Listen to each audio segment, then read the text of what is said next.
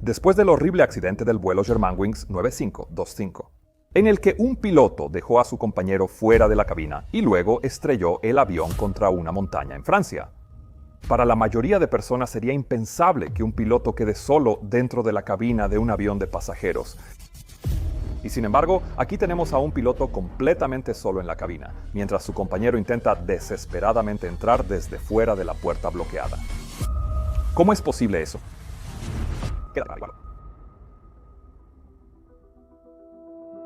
El sábado 17 de febrero de 2024 fue un día nublado y húmedo en Frankfurt, Alemania.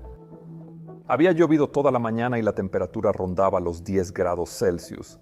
Los dos pilotos de Lufthansa asignados al vuelo 1140 rumbo a Sevilla, España, seguramente estaban contentos de hacerlo. Ese iba a ser el último día de una rotación de 4 días que estos pilotos habían volado juntos. Y terminar una guardia con 2 tramos largos en un horario razonable por la mañana suele ser un lujo. El capitán tenía 43 años en ese momento y estaba habilitado para la familia Airbus A320. Y el informe final no dio detalles sobre cuántas horas totales o en ese tipo de avión tenía. Pero sí sabemos que su licencia médica no tenía restricciones, salvo por el uso de gafas, algo que muchos pilotos comerciales, incluido yo, tenemos. Su compañero, el primer oficial, tenía 38 años y volaba con una MPL o licencia de piloto multipersonal, que había sido emitida por primera vez en el año 2019. Así que, aunque tampoco sabemos cuántas horas exactas de vuelo tenía, podemos asumir que para este vuelo ya contaba con bastante experiencia. Su licencia médica tampoco tenía restricciones, y su último examen médico había sido en mayo de 2023, y no se reportó nada fuera de lo normal. Ya que estamos hablando de licencias médicas, este es un buen momento para explicar un poco lo que se exige a un piloto comercial en cuanto a aptitud médica. Voy a referirme a las normas europeas de la EASA, pero son similares en todo el mundo. Antes de que alguien obtenga una licencia para volar cualquier tipo de aeronave, debe pasar por algo llamado certificación médica inicial. Los requisitos son menores si solo se piensa volar por recreación, en cuyo caso se necesita una clase 2 o incluso una LAPL, que es una licencia médica para pilotos de aeronaves ligeras. Pero si se piensa volar comercialmente, como piloto de aerolínea, taxi aéreo o instructor de vuelo, por ejemplo, entonces se necesita una clase 1. Los requisitos para esta son mucho más estrictos y se requiere un examen inicial en un centro médico aeronáutico, donde la visión, función cardíaca, percepción de colores y otros aspectos deben cumplir ciertos criterios. Una vez el piloto pasa ese examen inicial, que suele tomar un día, la licencia médica clase 1 debe renovarse cada año mediante un examen menos detallado, que puede hacerse en un centro médico aeronáutico o con un examinador autorizado. Un AME, que es un médico autorizado para hacer estas pruebas. Hay más detalles en todo esto, pero el punto es que la salud del piloto se monitorea durante toda su carrera. Y cualquier deterioro en la salud, uso de medicamentos o procedimientos médicos debe informarse al AME del piloto y ser evaluado para confirmar que sigue siendo apto para volar. Como puedes imaginar, esto genera bastante preocupación y ansiedad en la industria, ya que nuestro sustento depende directamente de nuestra salud. Pero existen seguros especiales llamados seguros por pérdida de licencia, que se crearon precisamente por esta razón. Estos seguros vienen en distintos formatos, pero normalmente pagan una suma única o un estipendio mensual. Si el piloto pierde repentinamente su licencia médica... En fin, eso fue un pequeño paréntesis, pero creo que es importante que entiendas ese contexto antes de seguir con la historia. Alrededor de las 8 de la mañana, los dos pilotos se reunieron en la sala de tripulaciones del aeropuerto de Frankfurt para planear sus 2 vuelos del día. Los 3 días anteriores habían sido muy agradables y ambos disfrutaron la compañía del otro. El capitán consideraba que el primer oficial era muy centrado en los procedimientos y muy competente. El clima en su destino, Sevilla, se pronosticaba soleado, aunque no especialmente cálido, y en general, pese al clima gris en Alemania, las operaciones del día parecían bastante sencillas. No había NOTAM importantes que considerar y los planes de vuelo lucían bastante estándar. Así que los dos pilotos pronto decidieron cuánto combustible querían y luego fueron a dar el briefing a los 4 tripulantes de cabina sobre la jornada. Una vez terminado eso, todos caminaron juntos hacia la puerta de embarque, donde su avión ya los esperaba. Estos pilotos estaban habilitados para la familia Airbus A320 y ese día iban a operar el modelo más largo de esta serie, el Airbus A320-1. Un avión hermoso, largo y estilizado, con 2 motores turbofan de alto bypass IAE WEMP 2500 montados bajo sus alas. Y el hecho de que se tratara de un Airbus pronto iba a tener un papel clave en esta historia. Mientras caminaban hacia el avión, los pilotos decidieron que el primer oficial volaría el tramo hasta Sevilla y el capitán haría el rol de piloto monitor. Luego intercambiarían roles en el vuelo de regreso y, en general, así es como yo también prefiero hacerlo. En el primer vuelo del día, hacer el primer tramo como piloto monitor me da, como capitán, un poco más de tiempo para revisar bien el tech log y hacer la inspección exterior, lo cual siempre se agradece. Así que, una vez revisado el tech log y confirmado que no había elementos pendientes importantes, el capitán salió al exterior y el primer oficial empezó a preparar el avión para la salida. Y como este era el primer vuelo del día, esas comprobaciones incluían una prueba funcional de la puerta blindada de la cabina, algo a lo que volveré más adelante. Los pasajeros pronto comenzaron a abordar y hacia las 09:35, los 199 pasajeros ya estaban en sus asientos, lo que daba un total a bordo de 205 personas. Cuando la tripulación de cabina empezó a cerrar las puertas para el despegue, se completaron las últimas verificaciones y, a las 09:41, el vuelo 1140 de Lufthansa inició su remolque desde la puerta A13 y luego encendió los motores con normalidad. Después de eso, los pilotos solicitaron instrucciones de rodaje y comenzaron a desplazarse hacia la pista 18, que era la activa esa mañana. Hasta ahí todo bien. Todas las comprobaciones previas al despegue salieron bien, sin nada fuera de lo normal. Así que a las 09:57, el primer oficial movió las palancas de potencia a la posición de flex y el avión comenzó a acelerar por la pista. El despegue y la subida inicial transcurrieron sin problemas, y pronto recibieron autorización para virar hacia el oeste, rumbo a París. Y se les pidió ascender hasta su nivel de crucero planificado, el nivel de vuelo 350. Ahora bien, una vez alcanzamos el nivel de crucero, hay muchas pequeñas tareas que debemos realizar.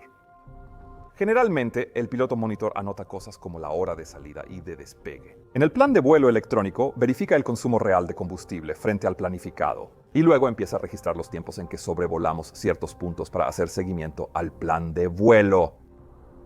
El piloto, al mando, monitorea los instrumentos y aplica cualquier cambio en la ruta que indique el controlador. Pero también es el momento en que solemos pedir nuestra segunda taza de café, especialmente por la mañana. Así que, aunque eso no se mencione específicamente en el informe, supongo que fue lo que ocurrió aquí también. Y lo que entra eventualmente tiene que salir. Antes de continuar, hay algunas cosas que debo explicarte sobre cómo los pilotos nos monitoreamos entre nosotros ante posibles problemas médicos, así como cómo nuestras vidas y nuestro trabajo han cambiado por algunos eventos históricos horribles. Si comenzamos con las comprobaciones por incapacidad, es importante recordar que, aunque tengamos licencias médicas clase 1, seguimos siendo humanos y podemos enfermarnos como cualquier otra persona. Por eso es tan importante que haya 2 pilotos en la cabina. Porque en el muy poco probable caso de que uno de los pilotos se enferme, el otro está entrenado y capacitado para aterrizar el avión con seguridad junto a los pasajeros y la tripulación. Ahora bien, las incapacidades pueden ser evidentes o sutiles, lo que significa que pueden ir desde un infarto súbito y pérdida de conciencia inmediata hasta problemas psicológicos o enfermedades, en las que el piloto deja de tener sentido en lo que dice o comienza a actuar de forma extraña e inapropiada. La forma en que prevenimos esto es observando de forma amistosa a nuestro colega, atentos a cualquiera de estas señales.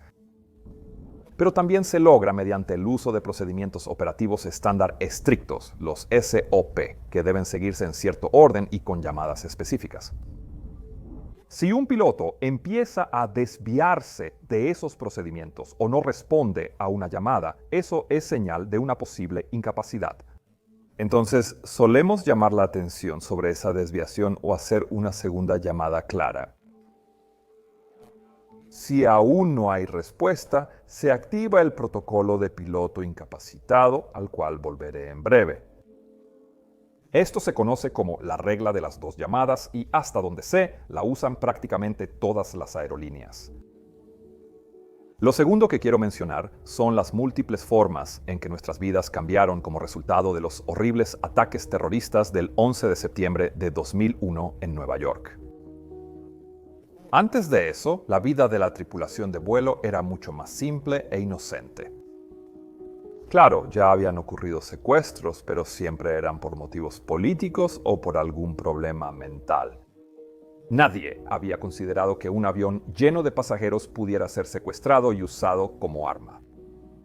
Pero después del 11 de septiembre, todos nos enfrentamos a esa nueva y horrible realidad.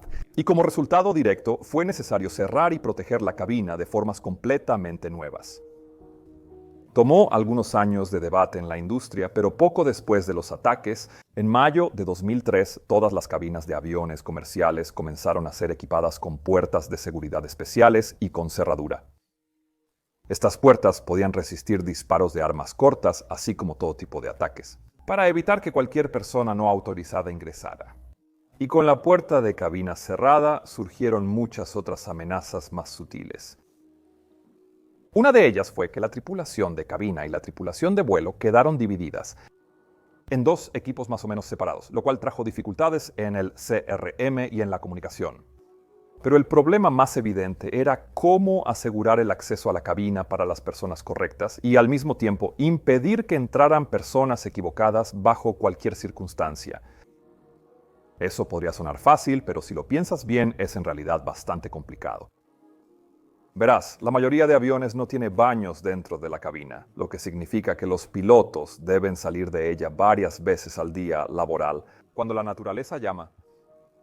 Esto hace necesarias medidas específicas para hacerlo sin crear una oportunidad para que un actor malintencionado aproveche esos momentos como una vulnerabilidad de seguridad. Por razones obvias, no entraré en detalles sobre cómo funcionan estos procedimientos, pero cada aerolínea tiene sus propias variantes, y lo que necesitas saber es que un principio fundamental de todos estos procedimientos es que los pilotos en la cabina deben tener la capacidad de negar el ingreso desde el exterior, sin importar lo que pase. Esto se consideraba absolutamente necesario tras el ataque del 11 de septiembre, ya que los posibles secuestradores podrían intentar tomar como rehenes a la tripulación o a los pasajeros para obligarlos a ceder los protocolos de seguridad. Pero mientras los pilotos pudieran impedir que alguien ingresara de todos modos, eso no serviría de nada. Y el avión no podría convertirse en un arma. O al menos eso creían todos. Pero lo que nadie había considerado era qué ocurriría si un piloto intentaba usar ese sistema para hacer algo impensable. Y entonces ocurrió el vuelo Germanwings 9525. Seguramente algún día te cuente esa historia completa. No lo he hecho hasta ahora porque siempre quiero que mis videos sean constructivos y muestren cómo la industria aprende incluso de los peores accidentes. Pero en el caso de ese vuelo en particular, hay muy poco que aprender. Es en su mayoría una oscuridad total. En resumen, lo que ocurrió fue que el copiloto del vuelo, quien supuestamente tenía problemas psicológicos en ese momento, aprovechó cuando el capitán fue al baño para cerrar la puerta de la cabina y luego negó el reingreso del capitán. Después de eso, seleccionó un modo de descenso en el panel de control del Airbus y estrelló el avión, junto con los 150 pasajeros y tripulantes a bordo, contra una montaña en los Alpes franceses. Cuando eventualmente haga un video sobre esto, será porque encontré algo constructivo, probablemente en torno a la salud mental. Pero lo que debes entender en este video es que ese accidente abrió una caja de Pandora para la industria de la aviación. Fue una tragedia que solo fue posible precisamente por un sistema de seguridad que ya existía. Entonces, ¿qué se podía hacer al respecto? Bueno, una de las sugerencias más obvias que surgió rápidamente en la industria fue que nunca más debería quedar un piloto solo en la cabina. Así que la EASA, la Agencia Europea de Aviación, formuló lo que se conoce como un SIB, un Boletín de Información de Seguridad con el número 2015-04. En él recomendaban que siempre hubiera 2 personas calificadas en la cabina. Si un piloto tenía que ir al baño, entonces un miembro de la tripulación de cabina debía entrar y quedarse vigilando al piloto restante. En ese momento, la mayoría de aerolíneas ya aplicaban esa norma, no para prevenir suicidios, sino para que, si el piloto restante sufría algún problema médico, pudieran ayudar rápidamente. Y también para poder abrir la puerta de la cabina al piloto que estaba afuera. Pero el problema era que no todas las aerolíneas aplicaban ese procedimiento previamente. Y las pocas que no lo hacían ahora debían adoptarlo o bien se oponían con fuerza, argumentando que esa regla introducía nuevas debilidades de seguridad. Así que, ante esas críticas, la EASA reconsideró su posición. Y en 2016 publicó un SIB ligeramente modificado, que básicamente decía que era responsabilidad del operador hacer una evaluación adecuada de los riesgos. Y con base en esa evaluación, podían decidir si querían mantener el requisito de 2 personas en la cabina o no. Y eso nos lleva a Lufthansa y sus procedimientos. La empresa Germanwings, que sufrió esa horrible tragedia con el vuelo 9525 en el año 2015, era una filial de propiedad total de Lufthansa. Así que, inicialmente, tras la tragedia, implementaron rápidamente la primera recomendación SIB en toda su flota, exigiendo 2 personas en la cabina en todo momento. Pero, con el paso de los años y en concordancia con el nuevo SIB, la empresa reevaluó los riesgos y decidió que ya no era necesario mantener a 2 personas en cabina, al menos durante el crucero y por periodos cortos, como una ida al baño. El piloto que salía de la cabina aún debía evaluar el estado físico y psicológico del piloto que se quedaba. Pero si todo parecía estar bien, entonces podía dejarlo solo. Y sé que mucha gente allá afuera se estremece al escuchar esto. Y aunque estoy seguro de que Lufthansa tenía estadísticas de seguridad muy sólidas para respaldar esa decisión, personalmente no la entiendo del todo. Claro, la probabilidad de un suicidio de piloto es, afortunadamente, muy baja, pero no es 0, como quedó demostrado en el Germanwings 9525. Y además de eso, las incapacidades de piloto también ocurren, y no siempre presentan señales previas. De hecho, una investigación reciente encontró 39 casos de incapacitación de pilotos bajo normativas de la FAA durante un periodo de 6 años. Y otro estudio realizado en el Reino Unido en el año 2004 encontró 36 incapacidades y 4 muertes súbitas en solo un año. Este tipo de estudios se han realizado en todo el mundo y todos arrojan resultados muy similares. Y las principales causas de incapacitación de pilotos incluían pérdida de conciencia, problemas gastrointestinales, eventos neurológicos como ataques epilépticos y problemas cardiovasculares como infartos. Ahora bien, la razón por la que no sueles escuchar sobre estos casos es, como mencioné antes, porque está presente ese segundo piloto, que puede mantener el avión en vuelo y aterrizarlo de forma segura. Pero eso depende de que esté efectivamente en la cabina. Todo esto nos lleva de nuevo al vuelo 1140 de Lufthansa, que ahora descendía de forma constante hacia Sevilla. Alrededor de las 10:30, el capitán sintió el inevitable efecto de su café matutino, así que le informó a su compañero que necesitaba ir al baño. En ese momento acababan de ingresar al espacio aéreo español, pero aún quedaba bastante distancia antes de comenzar los preparativos para la aproximación. Así que este era el momento ideal para hacerlo. Los 2 pilotos hablaron entonces sobre el clima en ruta y algunos detalles menores de la operación inmediata del avión, antes de que el capitán iniciara el procedimiento para abrir la puerta y salir. Una vez más, por razones de seguridad, no entraré en detalles sobre esos procedimientos. Pero lo que necesitas saber es que cada aerolínea tiene sus propios procedimientos dedicados, que deben seguirse al pie de la letra antes de que se abra la puerta de la cabina durante el vuelo. Esa conversación sobre el clima y la operación formaba parte de la evaluación del capitán hacia su compañero, tal como lo estipulan sus procedimientos. Pero como llevaban 4 días volando juntos y el primer oficial se veía y sonaba perfectamente bien, no creo que el capitán estuviera preocupado. Mientras esto ocurría, La aeronave estaba a unas 90 millas al noreste de Madrid, en contacto con el sector norte de control de Madrid, cerca de Zaragoza. Y antes de que el capitán pudiera levantarse de su asiento, el controlador llamó al avión para preguntar si estaban experimentando turbulencia, a lo que el capitán respondió que solo había una leve. Luego, a las 10:31:30, el capitán entregó las comunicaciones al primer oficial, quien ahora se haría cargo tanto del vuelo como de la supervisión. Después se levantó de su asiento, revisó el área del galley y salió de la cabina, la cual quedó cerrada con llave tras él. El primer oficial quedó completamente solo, con una puerta blindada entre él y su compañero. 46 segundos después de que el capitán saliera, la grabadora de voz comenzó a registrar sonidos del primer oficial experimentando algún tipo de incapacitación súbita y severa.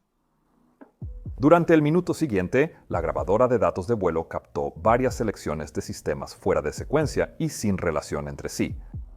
Entre ellas, la desconexión de la computadora número 3 de los alerones y el elevador, lo cual puede hacerse desde un botón en el panel superior. El radar meteorológico se cambió de modo clima y turbulencia a solo turbulencia, lo cual se hace con un selector giratorio en la consola central. Y comenzó a sonar en la cabina el código Morse del BOR Bravo Alpha, November, lo cual solo puede activarse girando la perilla correspondiente en el panel de control de audio. Estas acciones no tienen ningún sentido, por lo que probablemente son el resultado de que los brazos del copiloto se movieran descontroladamente o de acciones involuntarias causadas por la crisis. La desactivación del SEC-3 también generó una advertencia de precaución general y una alerta en el sistema ECAM. Pero esa no fue la única consecuencia de la convulsión del primer oficial. No, lo siguiente fue mucho más aterrador. La grabadora de datos de vuelo detectó un aumento repentino en la fuerza aplicada al pedal derecho del timón, alcanzando los 488 newton. En ese momento, tanto el piloto automático como el autothrust estaban activados. Pero un principio fundamental en la mayoría de los pilotos automáticos es que si el piloto comienza a mover los controles, entonces el avión debe asumir que el piloto quiere tomar el control y desconectar el piloto automático. Ese es, sin duda, el caso en el Boeing 737 que yo vuelo. Si el movimiento en el timón es muy leve, el piloto automático del Boeing podría intentar contrarrestarlo con los alerones para mantener el rumbo. Pero si la fuerza es mayor a lo que los alerones pueden compensar, el piloto automático simplemente se desconecta. Y con esa fuerte presión sobre el timón derecho, eso provocaría un giro brusco hacia la derecha, seguido de una inclinación y una eventual espiral descendente si se mantiene esa entrada en el timón. Afortunadamente para todos a bordo, el sistema de piloto automático del Airbus funciona de forma algo diferente, ya que usa tecnología fly-by-wire. Ese movimiento repentino del timón fue procesado por las computadoras de control de vuelo, que evaluaron la entrada y la consideraron totalmente inapropiada. Así que, en lugar de permitir el movimiento completo del timón, solo dejó pasar una pequeña parte, lo que causó una inclinación de 5 grados y un cambio de rumbo de 2 grados, junto con una advertencia de detener entrada en el timón en el ECAM y una nueva alerta general. No puedo enfatizar lo suficiente lo importante que fue esta función de seguridad en ese momento. Si el avión hubiera iniciado el viraje que la pierna del primer oficial convulsionando estaba generando, el giro y la espiral resultante habrían provocado fuerzas G cada vez mayores, lo cual podría haber dificultado muchísimo que alguien fuera de la cabina intentara siquiera acceder a ella. Y con nadie más dentro, excepto el primer oficial incapacitado, no habría forma de corregir la situación a menos que él se recuperara por sí solo. También es importante decir que el sistema del Airbus tiene un límite de entrada del piloto, tras el cual el piloto automático se desconecta. Y según lo que he podido averiguar, ese límite está entre 45 y 50 decanewton, con algunos criterios adicionales. Así que con el primer oficial aplicando ahora 488 newton o 48.8 decanewton, ese límite no debió estar muy lejos, pero lo importante es que no se superó. En su lugar, el avión continuó su vuelo en piloto automático por la aerovía Alpha November 857, rumbo al punto Banev, pero sin ningún piloto consciente en los controles. Durante el primer minuto de esta incapacitación, el sector norte de control de Madrid intentó contactar a la aeronave en 3 ocasiones diferentes para transferirla al siguiente sector. Pero, obviamente, no recibió respuesta alguna. El controlador entonces llamó al siguiente sector para verificar si por alguna razón el avión ya se había transferido. Pero justo en ese momento, otro vuelo de Lufthansa se comunicó por radio, lo cual fue erróneamente interpretado por el controlador como si fuera el vuelo 1140. Así que, debido a eso, el control de tráfico aéreo no activó ninguna alarma por pérdida prolongada de comunicación. Mientras tanto, en la cabina de pasajeros, nadie había notado nada fuera de lo común. Así que cuando el capitán terminó en el baño, salió e inició el procedimiento para volver a entrar a la cabina. Y aunque, de nuevo, no puedo dar detalles específicos, lo que sí puedo decirte es que la cerradura de la puerta de la cabina incluye un teclado con varios códigos programados. Uno de esos códigos sirve únicamente para notificar al piloto dentro de la cabina que alguien está solicitando entrar. Y ese piloto debe verificar que no haya nada sospechoso antes de decidir si abre la puerta manualmente. Así que el capitán ingresó ese código, pero no recibió respuesta alguna. Asumió que quizá había ingresado el código incorrecto, así que lo intentó de nuevo, pero aún sin respuesta.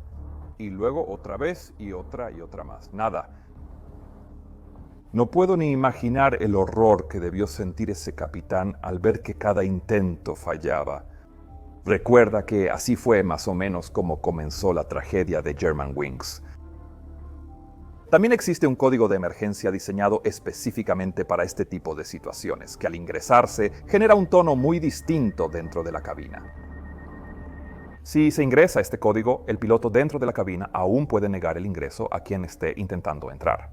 Pero si no hay respuesta alguna desde la cabina, como en un caso de incapacitación, entonces la puerta se desbloqueará automáticamente tras un tiempo de espera.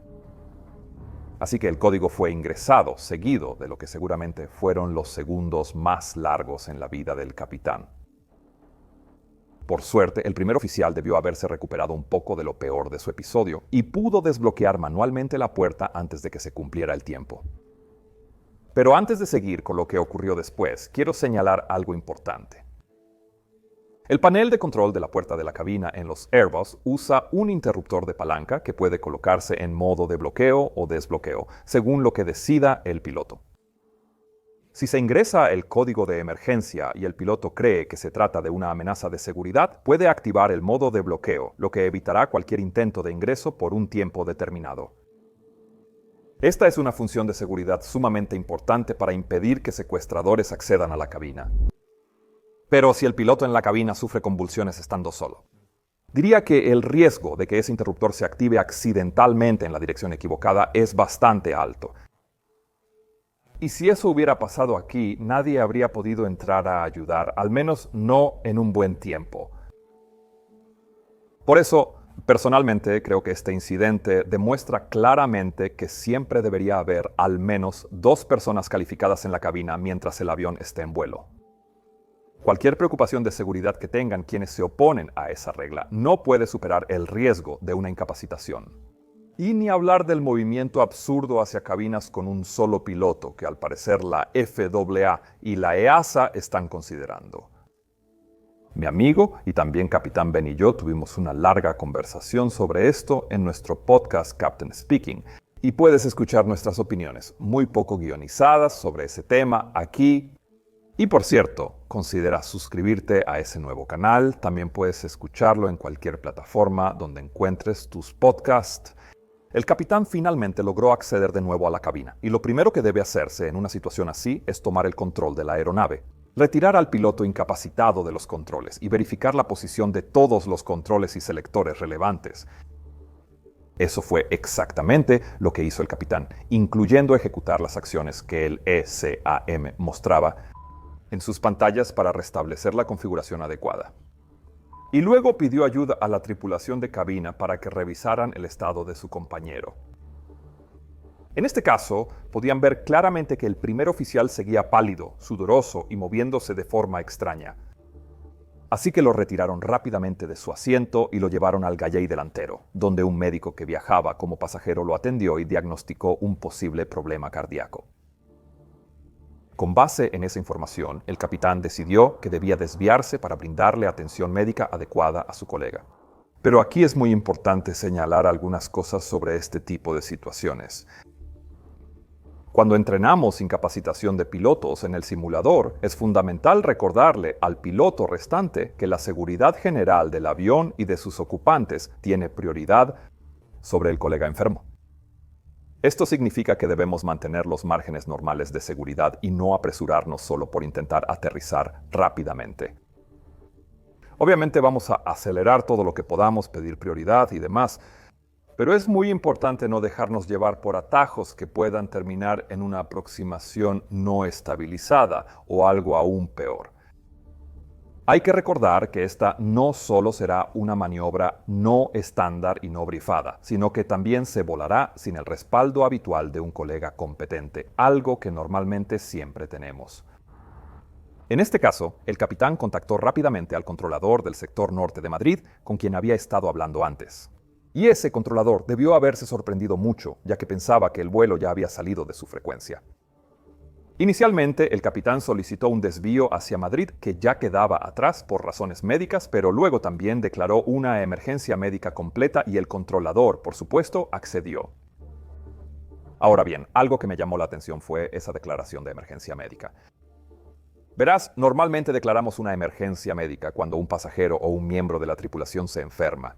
Pero cuando queda solo un piloto a bordo, en realidad es más prudente declarar un Mayday, Mayday, Mayday, por incapacitación de piloto, ya que es una emergencia mucho más crítica. Declarar la incapacitación de un piloto, por ejemplo, indica a los controladores aéreos que reduzcan el ritmo y la carga de trabajo del piloto restante. Y en caso de incapacitación del capitán, también puede significar que la aeronave no podrá maniobrarse en tierra tras el aterrizaje, ya que el mando de la rueda de nariz solo está disponible del lado del capitán en algunos tipos de avión. Esto también me da la oportunidad de responder algunas preguntas que suelen hacerme sobre los procedimientos ante la incapacitación de un piloto. Si el capitán se enferma, el primer oficial no debe cambiarse de asiento, aunque de facto se convierta en el comandante de la aeronave. Esto se debe a que no tiene entrenamiento para volar el avión desde el lado izquierdo ni para rodarlo tras el aterrizaje. Es mucho mejor simplemente informar al controlador que no podrá rodar en tierra, así que la pista quedará bloqueada tras el aterrizaje y solo hay que prepararse para apagar los motores allí para permitir que los servicios de emergencia asistan a su colega. Lo mismo aplica en general para el uso del autoland. Aunque pueda parecer una gran opción en estas circunstancias, depende mucho del tipo de entrenamiento que haya recibido el primer oficial o el capitán. Si no están acostumbrados a hacer autolands desde su asiento y el clima es bueno, entonces un aterrizaje normal suele ser preferible, ya que se desvía menos de lo que el piloto restante conoce. Ahora, si tienes más preguntas sobre esto, escríbelas en los comentarios y Ben y yo podríamos elegir la tuya para responderla en nuestro próximo podcast. En todo caso, el vuelo 1140 comenzó rápidamente su descenso y pronto recibió vectores radar progresivos hacia Madrid. En cabina, el capitán habría realizado por su cuenta toda la preparación para la llegada, incluyendo los cálculos de rendimiento y los briefings necesarios. Y en cuanto a los briefings, esto es algo que siempre solía enfatizar cuando enseñaba este tipo de escenarios. Puede parecer muy tonto sentarse ahí hablando solo, pero en realidad es fundamental hacerlo. Los briefings incluyen cosas como verificar que los mínimos estén ajustados, además de otras funciones cruciales. Y en el caso del Boeing 737 que yo vuelo, los avisos de plus 50 y mínimas los activa la aeronave según lo que esté ajustado en el lado del capitán. Esto significa que si el primer oficial se encuentra en una situación como esta y no menciona las mínimas en su briefing, podría olvidar ajustarlas en el lado del capitán y entonces recibir indicaciones incorrectas durante la aproximación, lo cual es literalmente lo último que necesitas. Además, también se recomienda que un tripulante de cabina permanezca en cabina durante la aproximación y el aterrizaje para ayudar con la lectura de listas de verificación y monitorear al piloto restante. Ahora bien, estos procedimientos pueden variar de una aerolínea a otra. Pero por la misma razón por la que un piloto no debe quedarse solo al principio, el único piloto restante tampoco debería quedarse solo ahora. Si un tripulante de cabina permanece en cabina, debe sentarse en el jump seat y no en el asiento vacío del piloto, ya que no están entrenados para sentarse allí. Yo siempre usaba el manual de referencia rápida, QRH, que incluye todas las listas aplicables, y les pedía que leyeran las listas de descenso, aproximación y aterrizaje desde ahí. Pero esa era solo mi forma de hacerlo. En cuanto a cómo volar la aeronave, lo más importante aquí es intentar mantenerse lo más cerca posible de los procedimientos normales. Eso incluye hacer todos los llamados normales. Pero como el piloto restante ahora será el piloto al mando y el piloto monitor al mismo tiempo, tendrá que hacer ambos tipos de llamados. Así que flaps 1, verificación de velocidad, flaps 1 y así sucesivamente. Esto puede parecer un poco tonto, pero todos esos llamados cumplen funciones importantes. Así que decirlos en voz alta y hacer ambos roles ayuda a mantener al piloto en un entorno familiar, lo cual, con suerte, reduce el estrés y los errores. Recuerda que los pilotos no están acostumbrados a volar aviones de línea en silencio, así que empezar a hacerlo en una situación como esta no sería buena idea. Además, una vez que el piloto tenga todo bajo control y haya formulado un plan, como en este caso cuando el capitán decidió desviarse a Madrid, es muy importante mantener a todos informados. El control de tráfico aéreo quizás sepa lo que está ocurriendo, pero aún necesita saber qué planeas hacer, y lo mismo aplica para la tripulación y los pasajeros. Entonces, cuando la carga de trabajo lo permita, quizá durante un vector largo en descenso, es importante que el piloto le dé a la tripulación algo conocido como un briefing needs, que significa la naturaleza del problema, intenciones, en este caso ir a Madrid, tiempo disponible, normalmente entre 20 y 25 minutos para un desvío desde crucero si hay un aeropuerto cercano. Y por último, procedimientos especiales que puedan ser necesarios. Aquí, por ejemplo, sería importante seguir los procedimientos normales y los anuncios a los pasajeros. Pero también dar instrucciones para que permanezcan sentados después del aterrizaje y así permitir un acceso rápido al personal médico. Y después de eso es momento del anuncio del piloto. Y en este caso, un anuncio por altoparlante es absolutamente crucial. Recuerda que una buena parte de la aeronave probablemente haya visto que un piloto fue retirado de la cabina y está recibiendo atención médica en la parte delantera. Y no todos los pasajeros saben que la aeronave puede volar de forma segura con un solo piloto, especialmente si ese piloto es el primer oficial. Así que, con eso en mente, este anuncio debe hacerse de forma calmada y competente, explicando lo que se va a hacer y respaldando la autoridad de la tripulación de cabina. Y también puede incluir algún tipo de información breve sobre lo que los pasajeros pueden esperar después. Por ejemplo, una vez que el personal médico haya atendido a mi colega, les informaré sobre sus planes de viaje en curso. Eso desvía la atención de la emergencia y, en cambio, la enfoca hacia sus propios planes de viaje, lo cual suele cumplir una función tranquilizadora. Como pueden ver, hay muchas cosas en las que pensar en una emergencia como esta.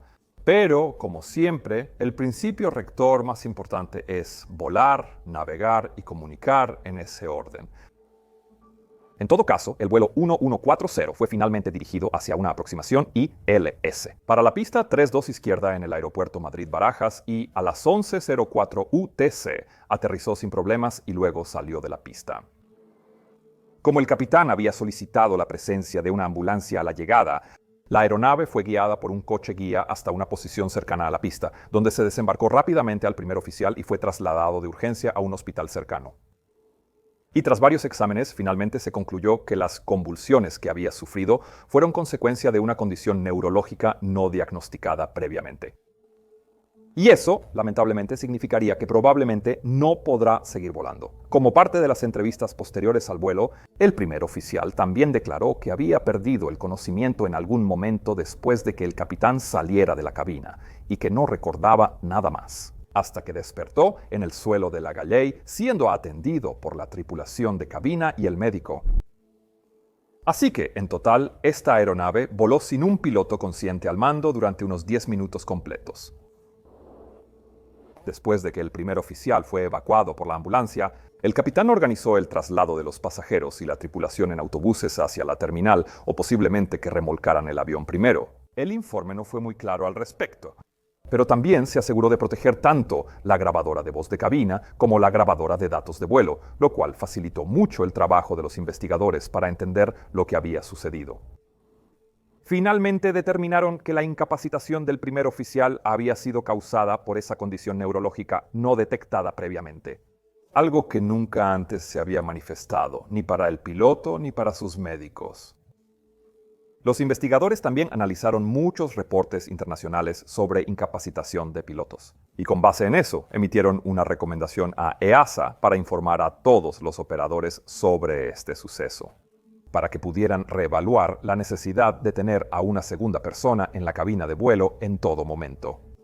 Algo que tanto los investigadores como yo consideramos una muy buena idea. Pero ¿tú qué opinas? Déjamelo saber en los comentarios aquí abajo. Ahora, si quieres ver mi próximo video antes que los demás, tal vez incluso hoy, escanea este código QR o entra a patreon.com/join/mentorpilot y suscríbete. Estoy planeando otro encuentro en Patreon muy pronto y me encantaría verte allí. Mi nombre es Peter Hornfeld y estás viendo Mentor Pilot. Que tengas un día absolutamente fantástico donde quiera que estés y nos vemos la próxima vez. Adiós.